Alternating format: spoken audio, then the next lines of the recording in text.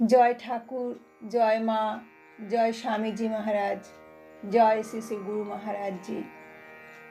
দিব্যত্রয়ী এবং গুরু মহারাজের শ্রীচরণে আমি আমার ভক্তিপূর্ণ সাষ্টাঙ্গ প্রণাম নিবেদন করছি। আজ আমি শ্রী শ্রী রামকৃষ্ণ কথামৃত থেকে তৃতীয় পরিচ্ছেদ এবং চতুর্থ পরিচ্ছেদ পাঠ করছি। তব কথামৃতং তপ্ত জীবনং কবি ভিড়ীড়িতং কলমশাপহম শ্রবণমঙ্গলং শ্রীমদাততং ভুবি গৃণন্তি যে ভূরিদা জনা। অখণ্ডমণ্ডলাকারং ব্যাপ্তং যেন চরাচরম তৎপদং দর্শিতং যেন তস্मै শ্রী গুরবে নমঃ। তৃতীয় পরিচ্ছেদের দ্বিতীয় দর্শন, গুরু শিষ্য সংবাদ। দ্বিতীয় দর্শন সকালবেলা 8টার সময়। ঠাকুর তখন কামাতে যাচ্ছেন।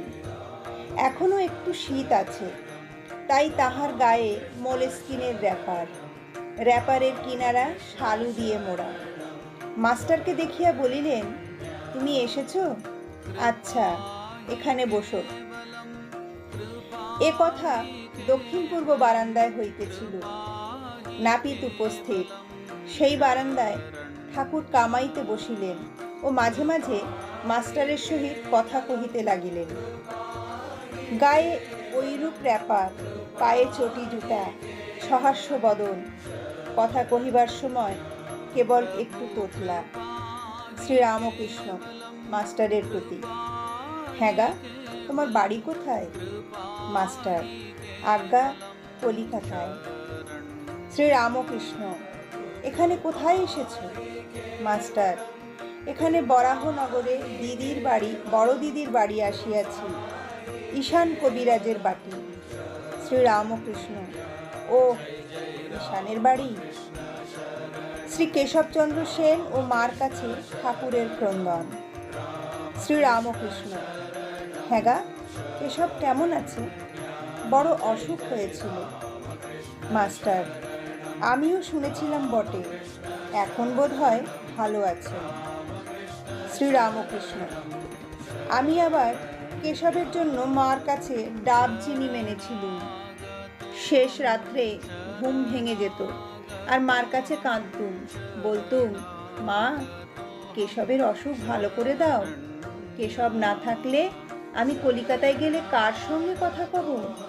তাই ডাব চিনি মেনেছিলুম।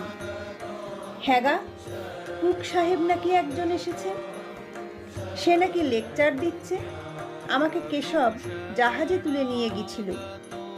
কুক সাহেবও ছিল। মাস্টার, আজ্ঞা, এই রকম শুনেছিলুম বটে, কিন্তু আমি তার লেকচার শুনি নাই। আমি তার বিষয় বিশেষ জানি না। গৃহস্থ ও পিতার কর্তব্য। শ্রীরামকৃষ্ণ, প্রতাপের ভাই এসেছিল, এখানে কয়দিন ছিল, কাজকর্ম নাই, বলে আমি এখানে থাকব।